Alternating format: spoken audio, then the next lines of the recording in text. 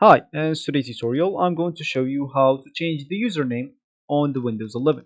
So the first thing that you would like to do is just go and open your Windows 11 PC. Of course, if you're a Windows 10 user, you can just, and of course you would like to go into Windows or upgrade into Windows 11, you would like to go into your settings and upgrade this right now and for free. You can do that.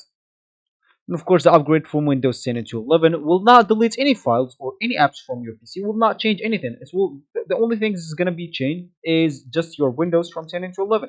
And of course, you can run the installation or the download of Windows 11 into the background of your PC if you want to keep using it in the meanwhile. Of course, your PC might be a bit slower, but it's not going to be a big problem, especially if you have a good PC. And once the download or the installation is done, you will be notified to restart or to reboot your PC. And when you do so, you will find yourself with a Windows 11 ready to use. Of course, once you do that, you'll even have a recovery point if you want to go back into your Windows 10 if you're facing some issues, which is not likely to happen, or maybe if you're just like the Windows 10, but I bet you will like the 11 much better if you get used to it. So as we said, is we would like to change our username on Windows 11. So if you want to do that, first of all, just go and open the startup menu and type Control Panel and open it up. Once it's here, make sure to go into this user's account and click on it.